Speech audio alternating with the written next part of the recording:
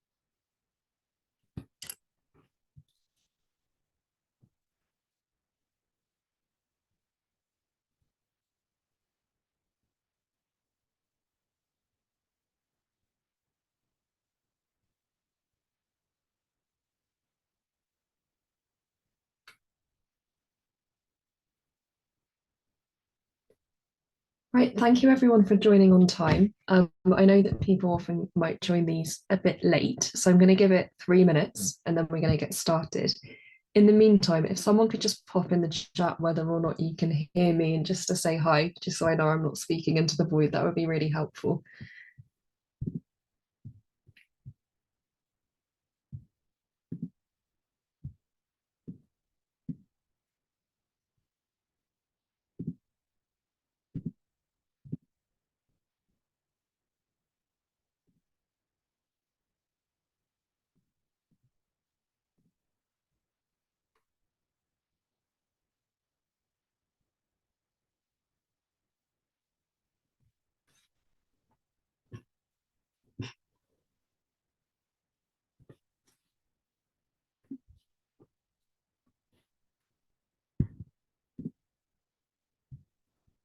Brilliant, thank you. I can just see someone's put something in the Q&A. That's really helpful.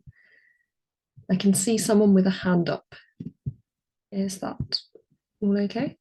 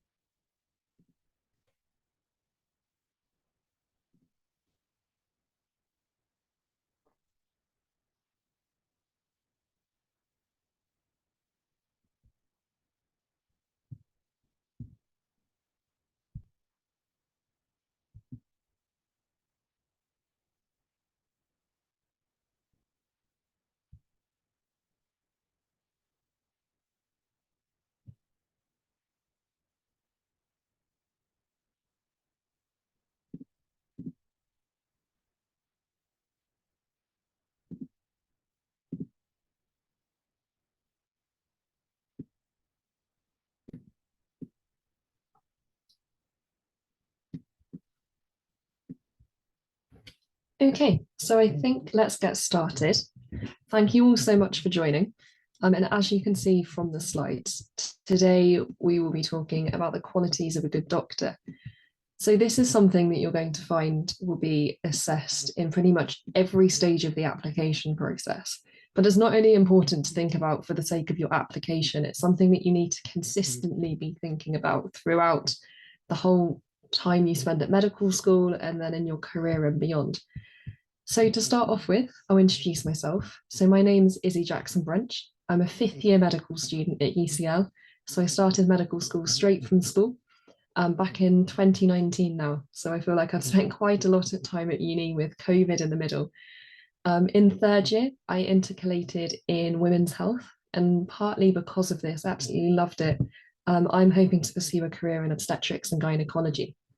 For those of you who are unfamiliar with it, that's childbirth and women's health issues. And because of the conditions you're treating here, women can find themselves in really vulnerable situations. So for me, the idea of a good doctor and the doctor that I want to become is really, really important. And I'm coming to the end of my second clinical year at medical school now. So I've spent a lot of time on placement. And on placement, you see examples of both good practice and bad practice.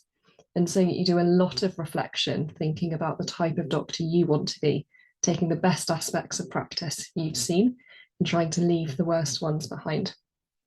So I'm quite excited to talk to you about this. Now, before we get started, some housekeeping. I know what it's like to be on Zoom seminars, especially with people that you don't necessarily know. If you're comfortable putting your camera on and unmuting, that's absolutely brilliant, but no worries if not.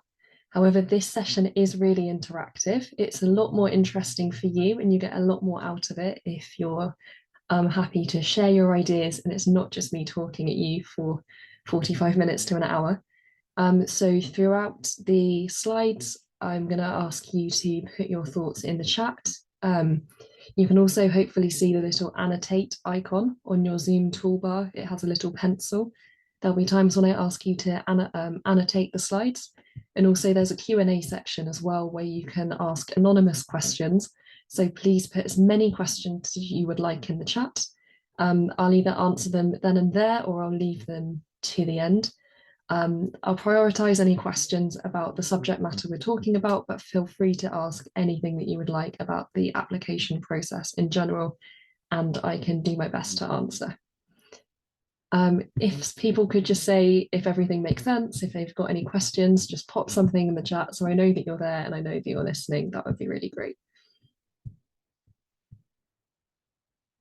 Or even better, I'll mute and say hi, but no pressure either way.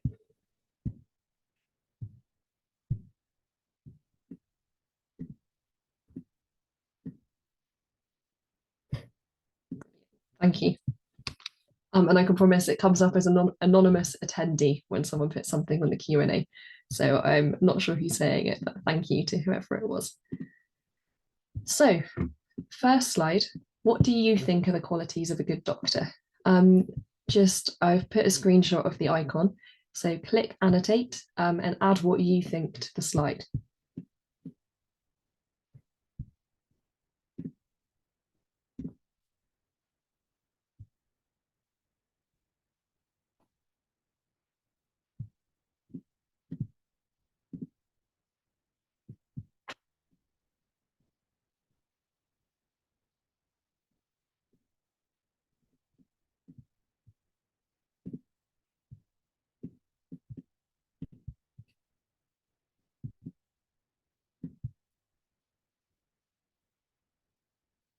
Someone's just put on the Q&A compassion. That's brilliant. I would absolutely agree with you there. Is the annotate function working for you guys, or is it, do you need to put them in the Q&A?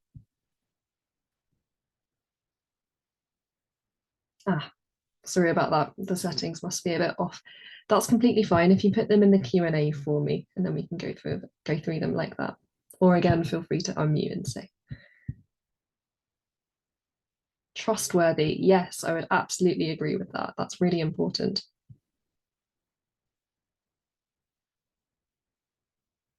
Empathy, yes, that's something we're going to discuss a bit more.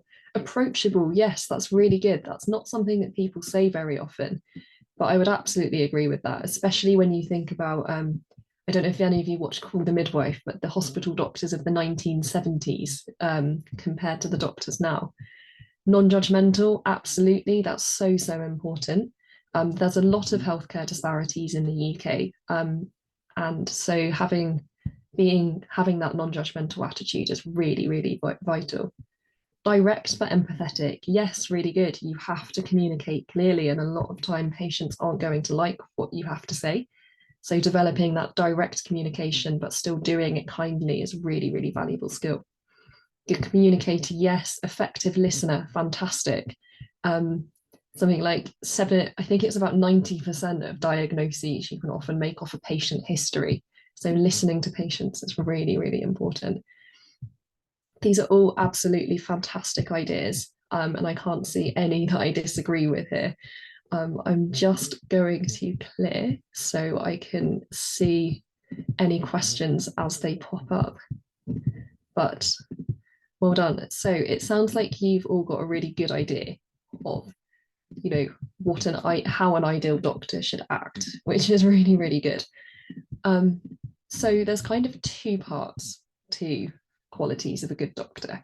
So there's what we all think, and I should say that with this talk, this is, very much my opinion, and although I think most of it is consistent, you ask this question to a million different doctors, you'll get a million slightly different answers.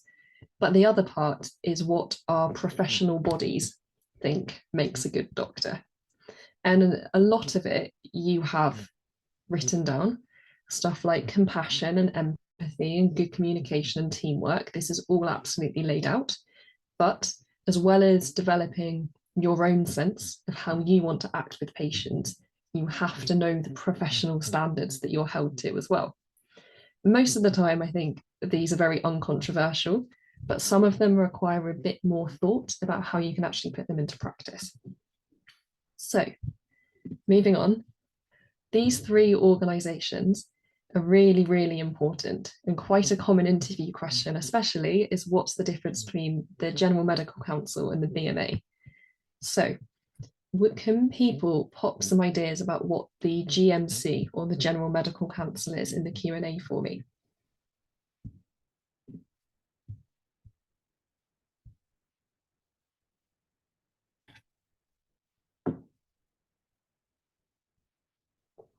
What's their role?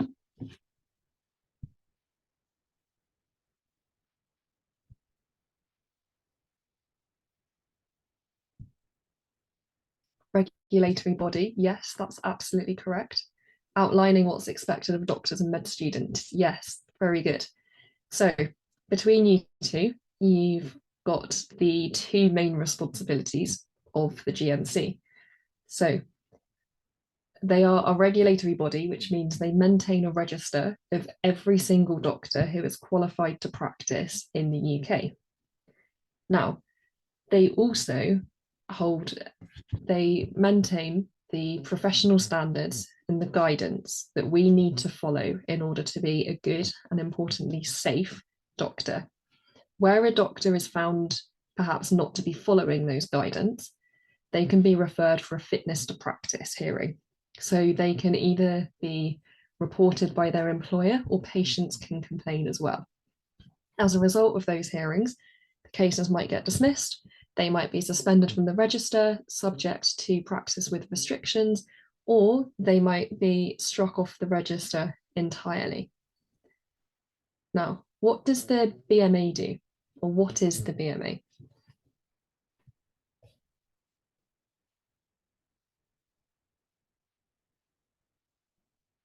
Union for Doctors.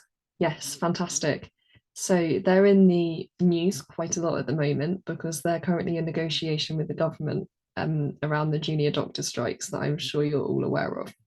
So, as a union, the BMA doesn't necessarily outline the requirements for doctors so much, but they are really important in helping doctors fulfill their contractual obligations and making sure the hospitals don't exceed them. So I think everyone here is probably going to be aware that the NHS is quite understaffed. And as a result of that, and the fact that junior doctor contracts are really quite complicated, hospitals sometimes rota doctors for unsafe working hours. If they can't reach a resolution, the BMA can step in and they can make sure that the hospital is sticking to the letter of the contract and not putting doctors in any unsafe situations. So, although they're not directly linked to the regulation of doctors, they do still fulfill a really, really important role in patient safety. Finally, the Medical Schools Council isn't a particularly huge organisation, but it's made up of all of the different heads of all of the different medical schools. They kind of talk about medical education, but one of their important roles is they oversee the testing that for all medical students when they are about to graduate from university. So they introduced the prescribing safety assessment in response to some research showing that new junior doctors were making quite a few prescribing errors. And they also have introduced the UK medical licensing assessment, which will be taken for the first time next year. I'll be the first year to do it. Like the GMC, they also release some guidance about what a medical student should be, and it's based off GMC guidance. So moving on to the next one, here are three really, really important documents that you should know about. So out of the three of them, which one applies to doctors?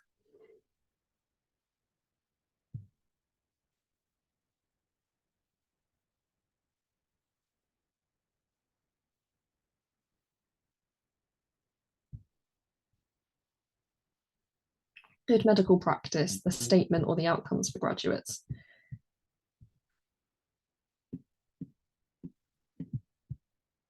Good, it's good medical practice. This one is an incredibly long document.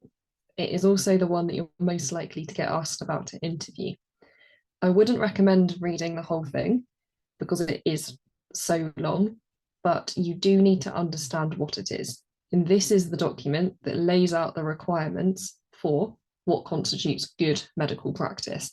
And this covers everything from your level of scientific knowledge and how you apply it, to your teamwork, to your communication skills, to how you treat patients. It's really important. The MSc statement on the core values and attributes needed to study medicine is probably the most relevant for you.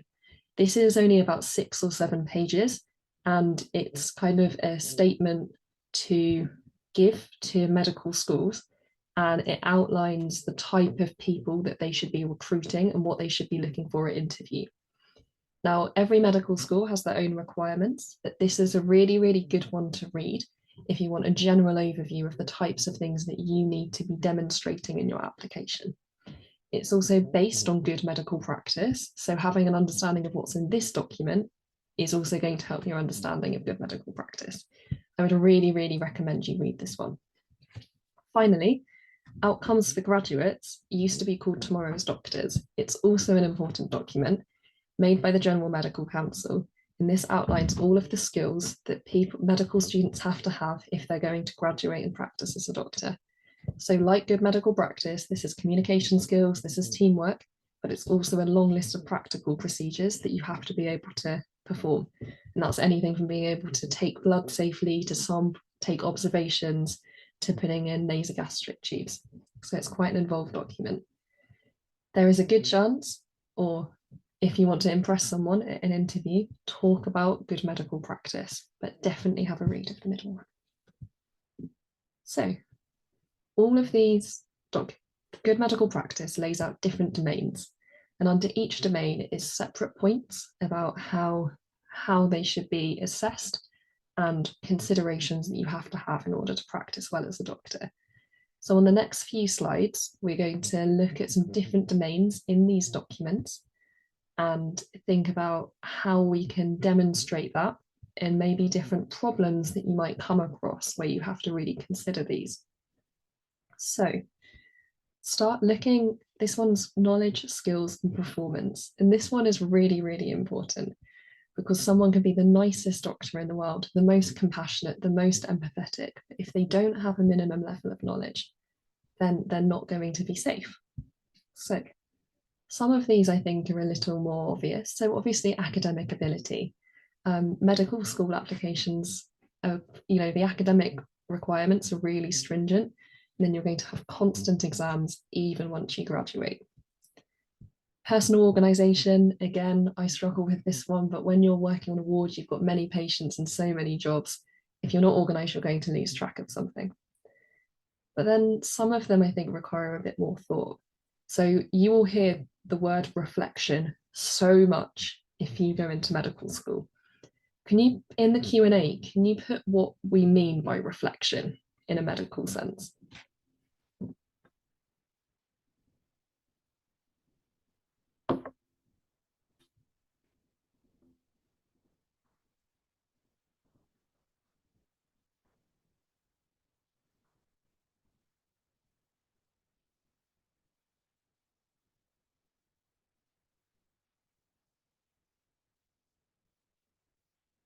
Yeah, learning from previous events and thinking about what could be improved next time. That's really important. And what kind of previous events in particular is it really important to reflect on?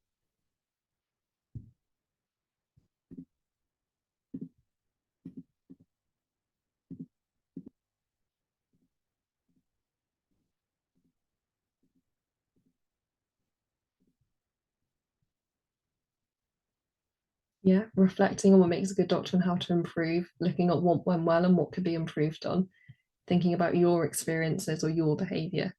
Yeah, this is really important. There's not one thing that you have to reflect on in medicine, it's everything. It's about the cases that you've seen, it's how you've dealt with them, it's how you worked in the team, what you could change next time. It is especially important when a mistake has been made. In junior doctors, as part of their portfolio, have to do regular reflections. And I have had to at medical school. It's very likely it'll be the same wherever you go.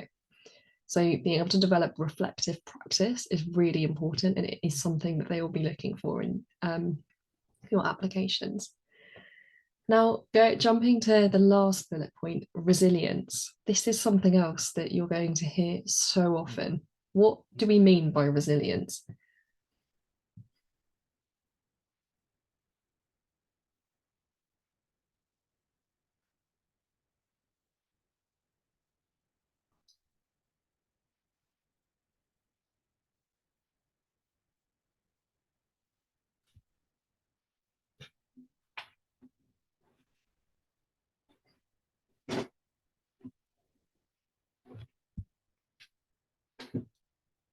Yeah, the ability to cope with difficulties and work through them, definitely.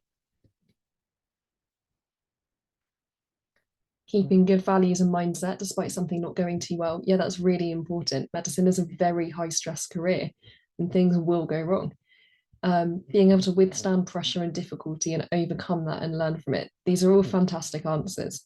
Um, and you do have to be very resilient in medicine. You have to be able to adapt to these high pressure situations and you have to be able to leave it behind, which is something that you do as a skill that you do develop as you go through medical school. Something that's really important to consider, though, is we all have a personal level of resilience, and some resilience is absolutely vital. But I think you all should be aware of the challenges of working in the NHS. And it's also important to realise that sometimes the working conditions can make it more difficult to be resilient. And personal resilience is not a substitute for poor working conditions and understaffing. And while you have to be really, really resilient to be able to cope with the demands of working in healthcare, being struggling because you're in a understaffing or you're struggling because you're seeing patients with long waiting lists and stuff, you have to be able to separate that and you can't view yourself as a failure for having times where you're struggling to cope. So resilience is really, really vital, but just be aware of its limitations. Next, I want to talk, so looking at the GMC guidelines, providing a good standard of practice and care. I think that one's probably quite obvious. Of course, we want to provide good medical practice. That's the entire point of the document. Now, making the care of your patient your first concern. So, what when you are working in medicine, junior doctors, for example, they have a lot of portfolio requirements. And this can include stuff like getting involved in teaching, in research, in audits, in quality improvement. And of course, patient care has to be the first priority. But I think it is possible to take this too far. So, if any of you have ever done a first aid course, you might have heard of the Dr. A to E approach. So this is how you assess an unwell patient in an emergency situation. Have, if any of you have heard of Dr. A to E, do any of you know what the D stands for?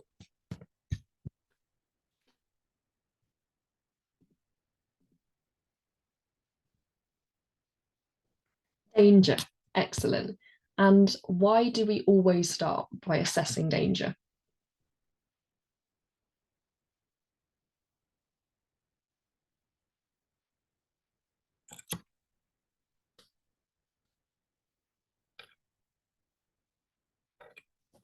Why do we not just jump into looking at the patient? You can't help others if you're in danger yourself. Excellent. If you're treating a patient, you don't want to put yourself in a dangerous situation because then whoever is coming to help has two patients, not one. So you have to put the patients first, but not to the detriment of your own health and well-being. You have to put yourself first because you can't help patients if you become a patient yourself. So with all of this, resilience, putting patients first, you have to balance it with your own well-being. And sometimes that can be challenging. And again, it's just like work-life balance, that is a skill that you develop, but it's just something to bear in mind when you're going into a high-pressure career like this. I'm going to move on to the next slide unless anyone's got any questions about this.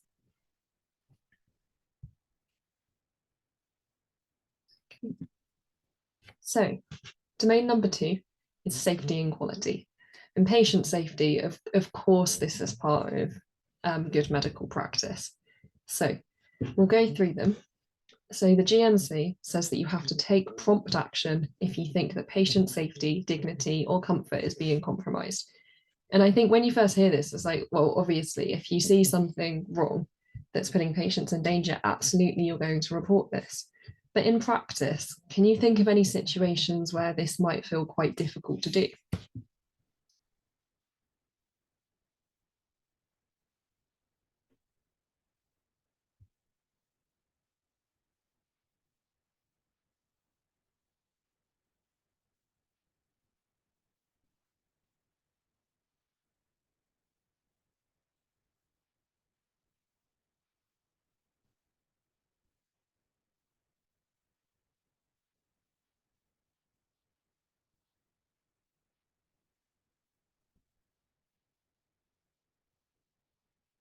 Yeah, so these are two really good options. So patient confidentiality. So usually it's absolutely paramount, but in certain cases, you may have to break patient confidentiality. And that is the subject of, I could not, even an hour itself would be difficult to cover that topic in. So that's definitely something to read about. When you might have to challenge your senior colleagues' decision making, or if someone more qualified is putting patients at risk, that's a really good answer. And it is something that you might come across if you're an F1 and F2 and you think that a consultant is doing something dangerous. It can feel really challenging to, put your head above the parapet and challenge that. The other time that it can feel quite difficult is generally in medicine, doctors can form really quite close bonds with each other. And if you see a mistake being made by one of your close friends or colleagues, then again, it can be quite difficult to, raise that with them. This is something that will be assessed in the situational judgment test of the UCAT. So it's definitely worth thinking about recognizing and working within the limits of your competence. This is so important, and it's in the news quite a lot at the moment. Now, nurses in the UK, under their regulatory body, they have like a long list of stuff that they're allowed to do. They can go on training courses to increase the length of that list, but they have a list of what they're allowed to do. Doctors, we don't have that. To a certain extent, I, as an F1, no one's going to let me perform open heart surgery. But to a certain extent, we are the ones that decide our own scope. We decide what we're comfortable doing. And part of that is because doctors get slightly different training depending on the specialty and the location that they're in. So one F2 doctor might feel comfortable doing a certain procedure, but an IMT trainee at another hospital might not have had that experience. So as a doctor, it is so important to have an idea of what you can do safely, what you can do safely under supervision, and what you can't do safely. And if you don't have, you really have to develop that sense. So moving on, looking at the MSc, personal responsibility. Again, I think that's quite an obvious one. Of course, you have to take responsibility. You'll have a jobs list, things that need to get done. If you can't get them done, which is fine because some days are really busy and patients might get ill, you do, however, have to take responsibility for either doing those jobs or making sure that someone else will when it comes to handover. Now, moving on to conscientiousness. What do we mean by conscientiousness? Can someone define that in the chat for me?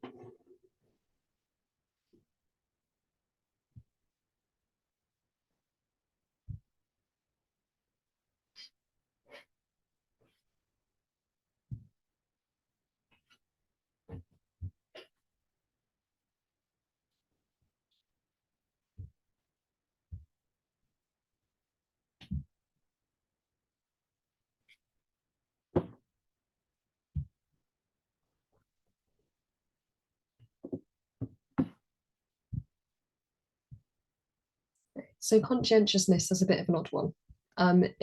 I would define conscientiousness as wanting to do your job well, which is of course really important. Yeah, performing duties to a high standard and wanting to do good work, absolutely. I would very much agree with that. And as part of that, being aware and being careful of what you're doing is also really important. So medicine, I've always said, is not a job that you can do half-heartedly. You'll have off days, which is fine, that's human, but you have to want to do your best for patients. Next, they've laid out insight into your own health. Why do you think that's important? Why do you have to think about your own health?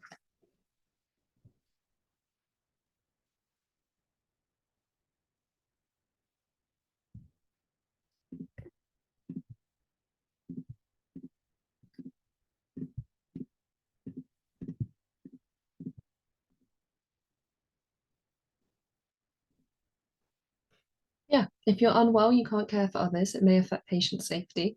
That's very true. Other examples might be if you're working on a ward with people whose immune system isn't very good, then you shouldn't be coming into work if you've got an infectious condition. But more broadly, doctors are at higher risk than a lot of the population for mental health issues.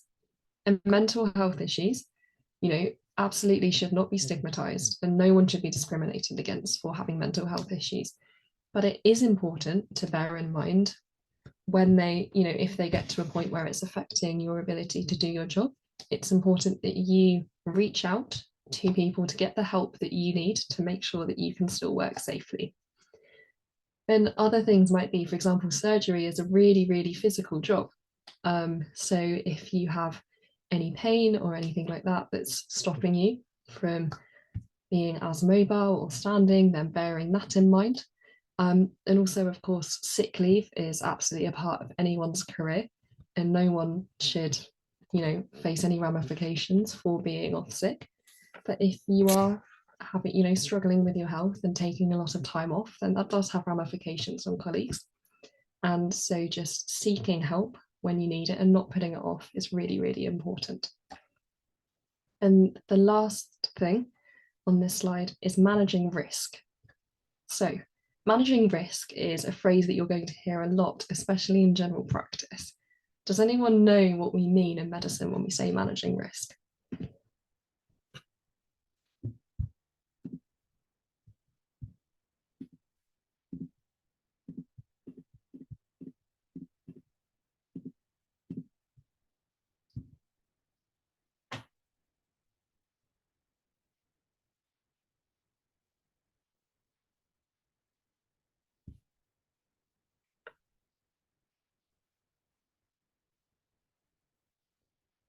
Yeah, so outweighing risks and benefits of treatment, that's definitely a part of managing risk that you have to consider.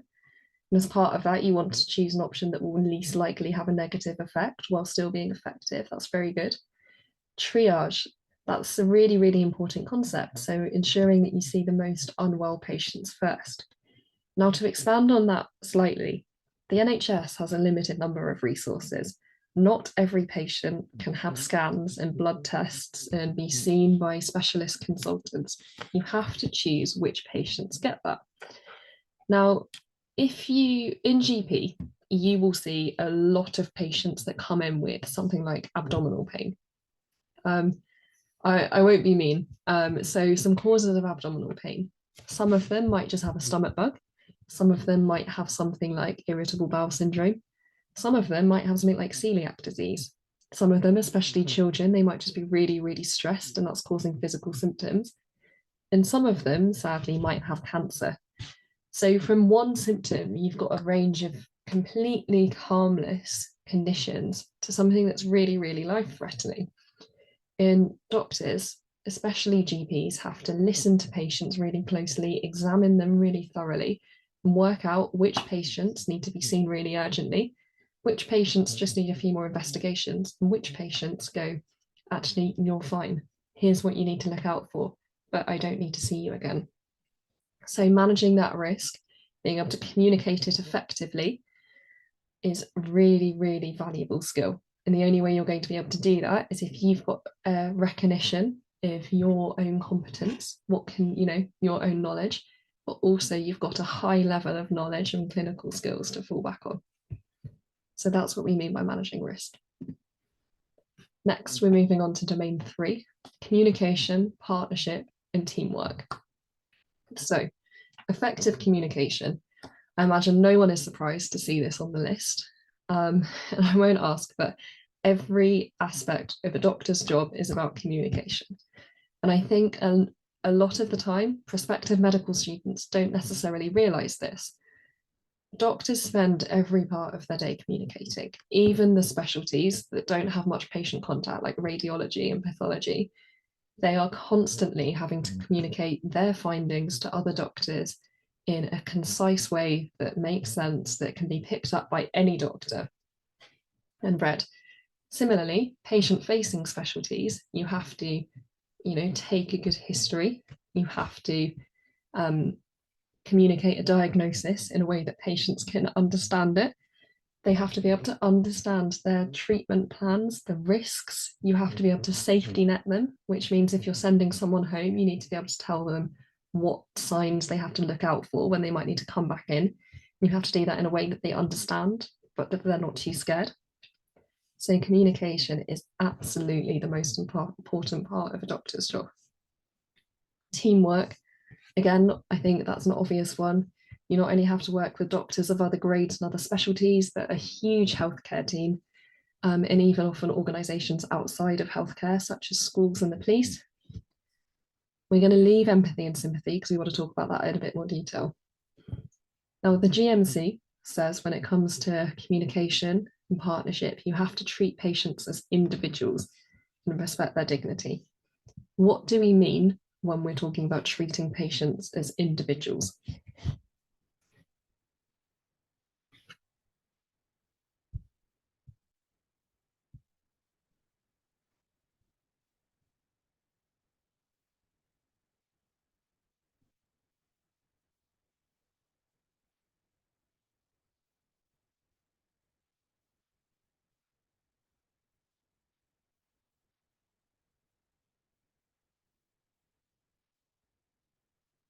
Respecting their right to autonomy. Yes, absolutely.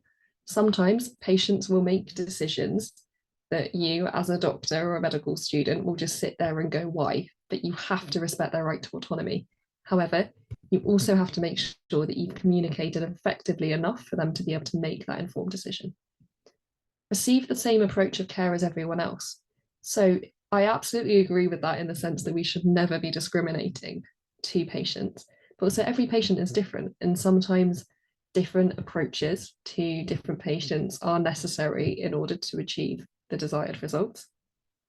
And yeah, taking into account personal circumstances and factors, absolutely. You know, patients come from all sorts of socioeconomic backgrounds. Some of them don't speak English and require interpreters. Some of them have absolutely huge family support networks, whereas some people are very sadly alone. So treating patients as an individual is really, really important. It's also really important treating patients as people and not their diseases. You know, 10 people with the same illness will have different symptoms. It will have different effects on their life, on their work, on their relationships. You know, no one has the same experience of disease, no matter what it is. So individualizing your approach is really important.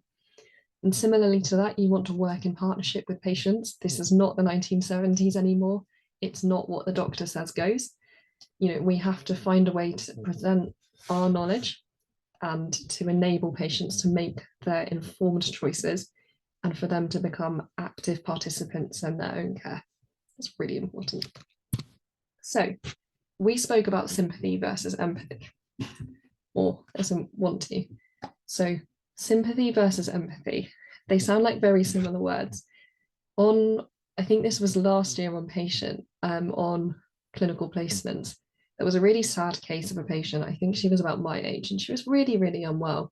And I said something like to the consultant, like, oh, I really feel for her.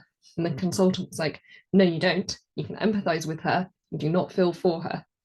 So sympathy and empathy are both very important, but you want to empathize with patients. You don't want to sympathize with them. Can anyone think about in the chat, what is the main difference between sympathy and empathy?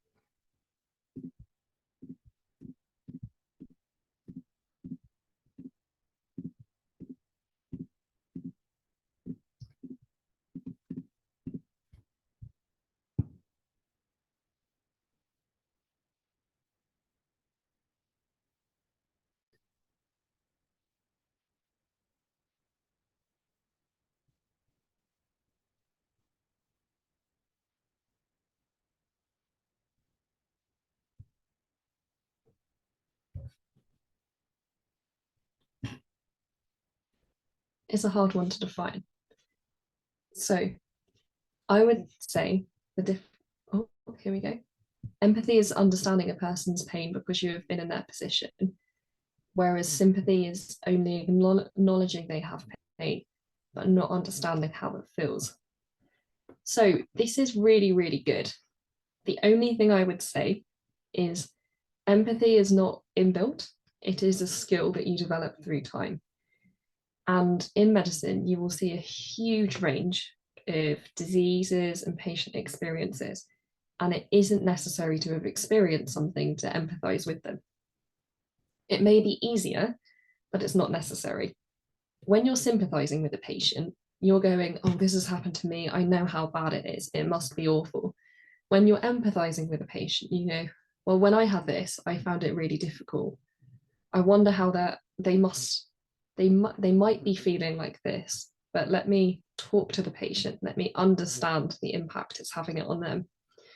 I think that the main difference between sympathy and empathy is in empathy, you are properly trying to put yourself into a patient's shoes.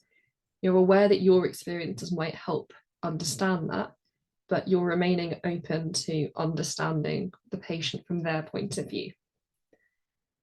I know it's a bit of a weird one, and it's quite a hard distinction to word, but the difference is really quite apparent.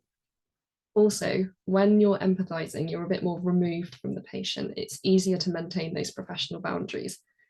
So empathy without emotional involvement is a really difficult skill to learn in medicine, but it's something that you develop as you go along.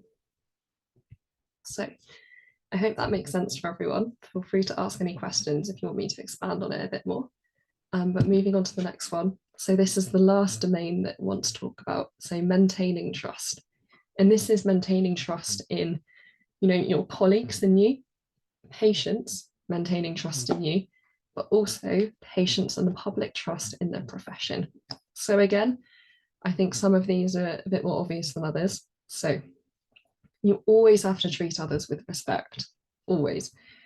There will be times where people disagree with each other in medicine. That's the same for any workplace. Being able to resolve that respectfully, listen to each other, and, you know, take everyone's opinions on board is really, really helpful. You have to take responsibility for your own actions, and you have to be honest, especially when a mistake has been made. You know, what in the chat, what percentage of doctors do you think make mistakes?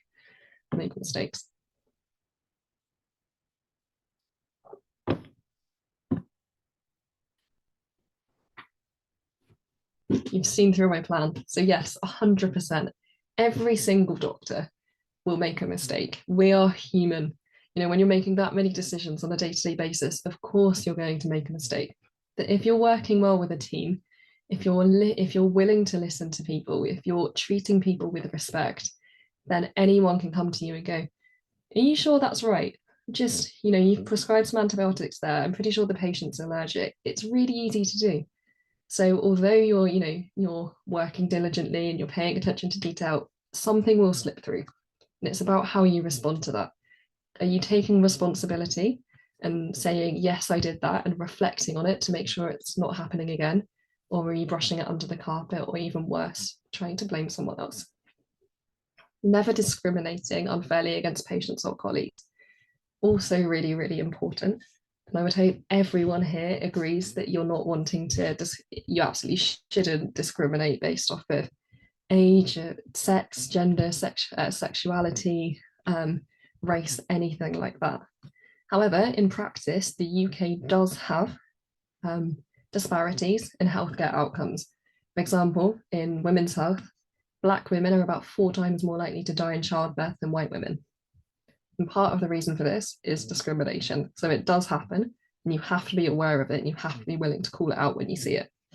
The other thing is some patients will have barriers to care.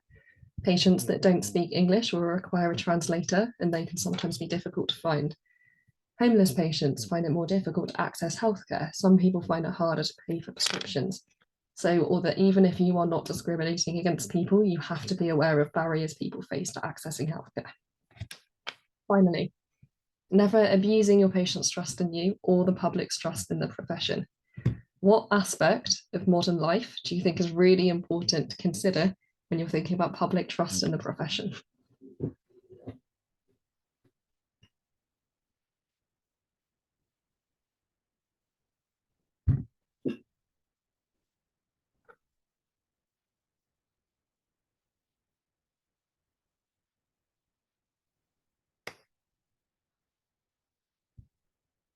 Social media, yes, excellent. So, you know, medical students, we are also people. We also deserve to have fun, but don't post anything on social media that you're not comfortable with the public seeing. When you go to medical school, make sure your social media is private. And also, something that people have got in trouble with before They, especially sports teams, they'll go out wearing their sports team's logo, and then the medical school will get reports from the public about what they've got up to. You have to remember when you're representing a medical school, you're also representing the profession, and bear that in mind. Controversies do quite often pop up, and it's also a question that can get asked at interview. So we've spoken a lot about what makes a good doctor, and now I kind of like to get people thinking about a real life case. Does anyone know who these photos are of?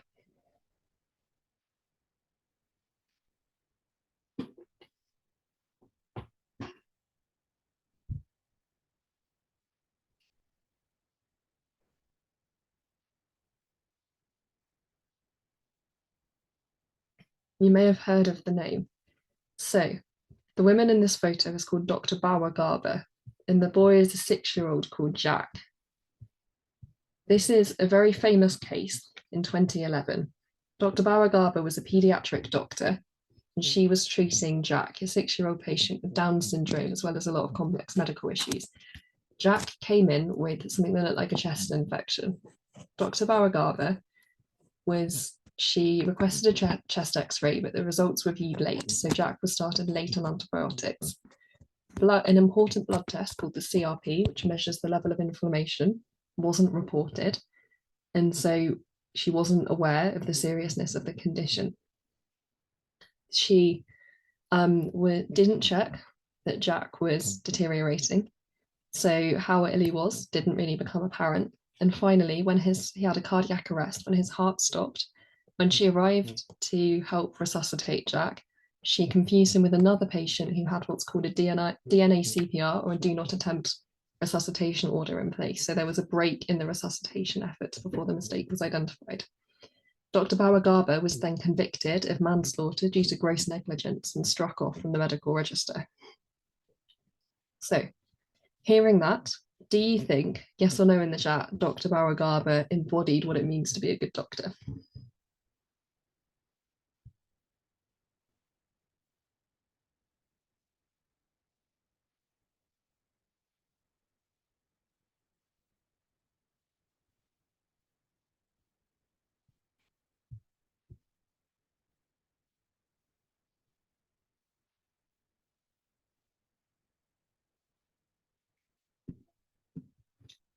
So when I first read about the case, was when I was preparing for my interviews, I was quite shocked. I was like, that's appalling. But then you read more of the details. So the chest x-ray was late because Dr. Bawa Garber wasn't informed that there was earlier availability, and she wasn't told when the results would come back. Although she was a senior trainee, she had just returned from maternity leave, so she'd had a break from practice. The hospital was understaffed, and she was doing the work of 2 doctors. There was no senior consultant on site, and the nursing team were also understaffed, which meant that when Jack started to deteriorate, none of the nurses informed Dr. Bawa Garber that he was getting iller. The blood result was reported late because the IT system broke. So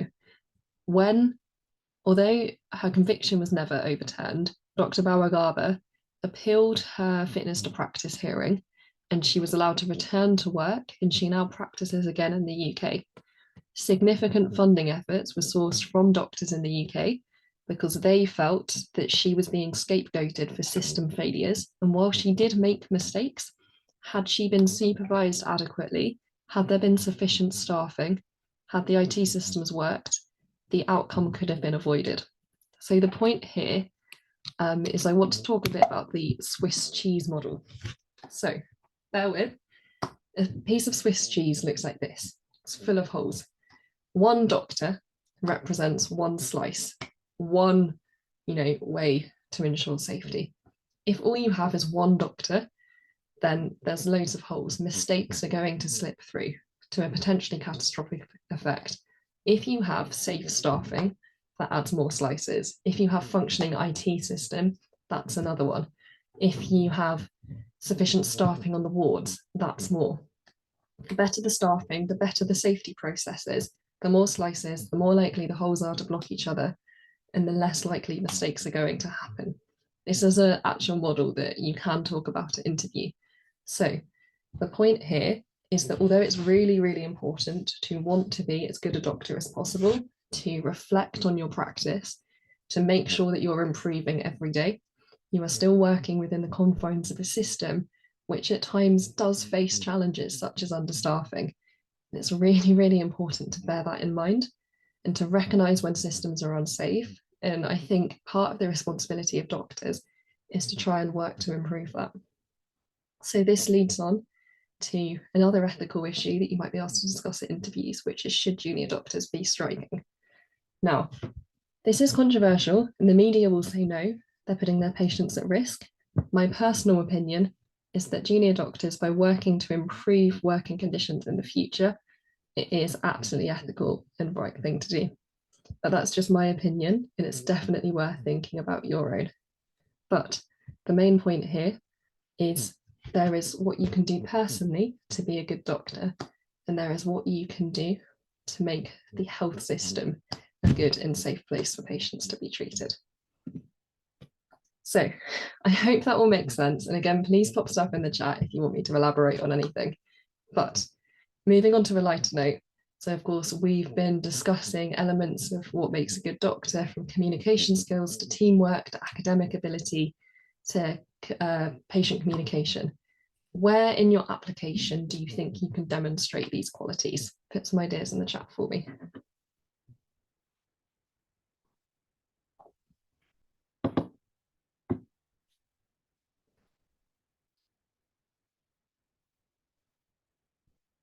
Volunteering, excellent, that's very true.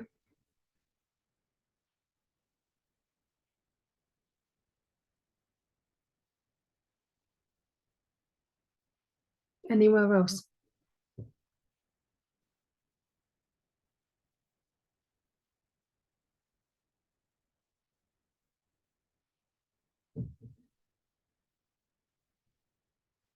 So my answer would be anywhere.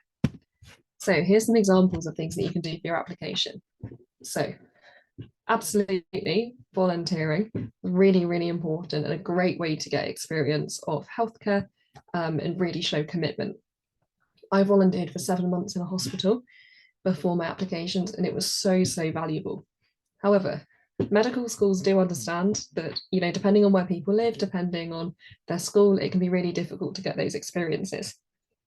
If you think carefully, you can absolutely tie anything in to what makes a, you know, a good doctor and how it's relevant. For example, I worked at Waitrose for a year. And while that's nothing to do with medicine, I was communicating with customers. I was prioritizing my work. I was working in a team. Came up at my interview at all of them. In extracurriculars, if you're in a football team, for example, then absolutely you can link that into your application. And work experience, really, really valuable, but don't feel that you need 6 weeks of shadowing fancy surgeons and different specialties. You don't need that. The main thing that want to get across for your applications is reflection. Being able to talk about 1 or 2 things in detail, what you did, what you learned from it, what you went away and read, how you think that will make you a better doctor is far more impressive than just a long list of things that you've done. I hope that makes sense for everyone. So finally, like I said at the beginning, qualities of a good doctor is an understanding of that is something that will be assessed throughout your whole application. You'll be expected to show an awareness of it when you write your personal statement or you fill in the questions on your UCAS application. On the UCAT exam, the situational judgment test tests your understanding of professional obligations and ethical issues that you might come across. Every part of your interview will pretty much be assessing your suitability to medicine against some criteria, something what it means to be a good doctor. And of course, the academic requirements for medicine are quite stringent. So seeing if you can fulfill those, and then medical school and beyond, you can keep developing those skills. So thank you so much for listening. I hope made you think a bit and that you've learned something. You've got about 5 minutes now. So if you have any questions, please put them in the chat and I will do my absolute best to answer them. Like I said at the beginning, we'll prioritize questions about this topic, but I'm more than happy to try and answer anything that you have about applications in general. So that's everything from me. Yes, absolutely. So please can you go through the Swiss cheese model again? So let me go back. So this is a slice of Swiss cheese. You can see it's one square with lots and lots of holes in. If you imagine that one slice of Swiss cheese is a single doctor, you know, one doctor is making all of the decisions for all of the different patients, then you are going to get mistakes are going to slip through because no doctor is perfect, especially when they're under pressure, working in stressful environments with not enough colleagues. So when you add every kind of safety feature that you can add, so this is good staffing levels, these are IT systems that, you know, flag up allergies, these are nursing staff that are, you know, happy to challenge you if you think there are any mistakes. All of those add extra layers. And now no layer if Swiss cheese is the same. So with enough layers, all of the holes are going to be blocked by the next slice. So no mistakes are going to slip through. So what it means is when a mistake happens in medicine and it harms a patient, although it might be traced back to an individual, it's often been allowed to harm a patient because of institutional failures. There should be systems in place to prevent human error. Does that make sense?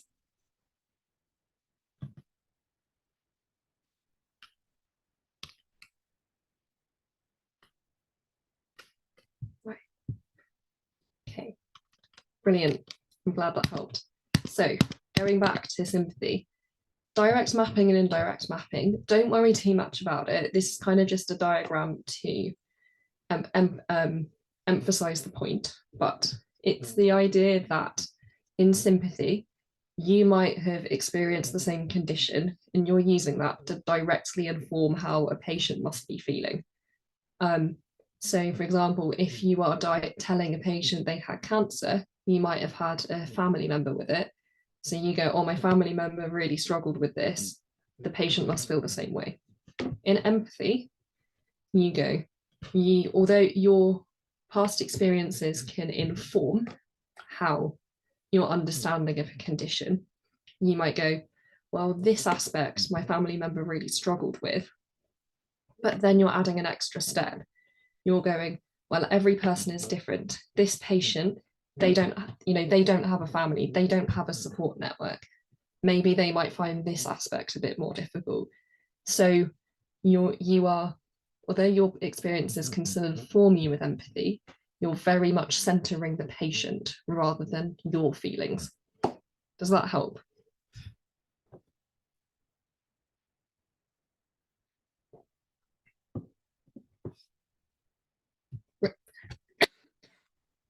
Brilliant. Glad that helped. So we've got time for a couple more questions. If anyone's got any questions about this or anything in general, more than happy to answer. But if not, then you're free to go. It's 3. Thank you so much for joining. I hope you've enjoyed it. And I hope it's been useful for you.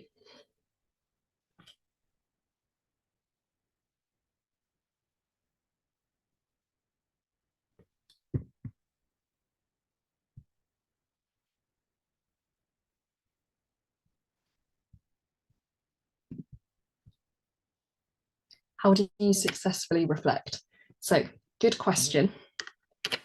There's no right or wrong answer to reflection. Although it is something that's often assessed in medicine, it's a very personal process. So to an extent, a successful reflection is just something that you've learned from. For the sake of an application, what they're looking for is, well, sorry, to backtrack slightly, reflection is a skill that you develop over time. It's not something that they expect a sixth form student to have down. What they're looking for at this level is just for you to have some insight into your strengths and weaknesses. And also where if you're doing work experience and you're seeing, a case on the ward that's particularly difficult, or you see an example of really good clinical communication, what they want you to do is kind of be able to sum that up and then go, well, what happened? what did I learn from it? Um, what can I read to deepen my understanding?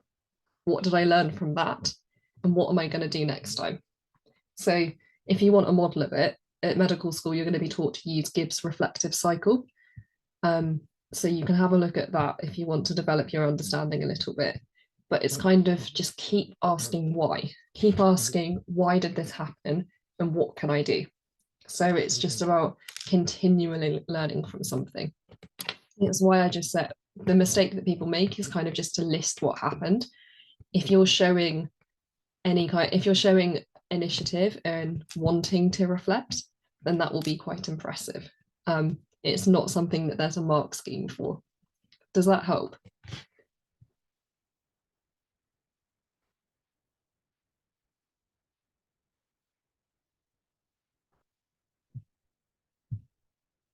Brilliant.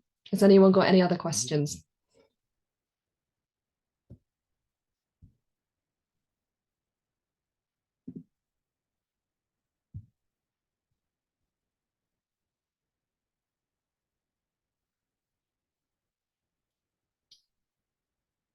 So you're free to leave. I'll hang around until the last person's gone just to make sure that no one's got any questions. But thank you for coming again.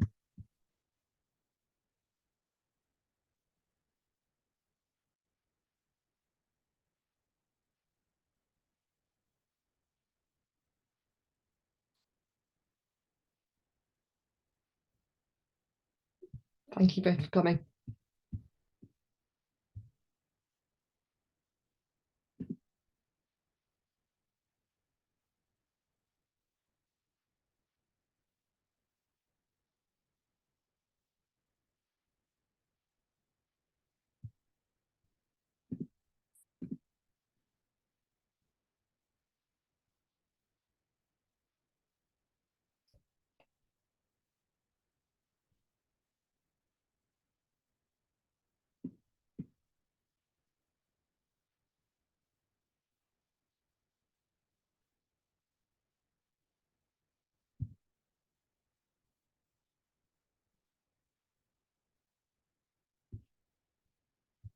Let me know if you've got any questions, but if not, then feel free to go.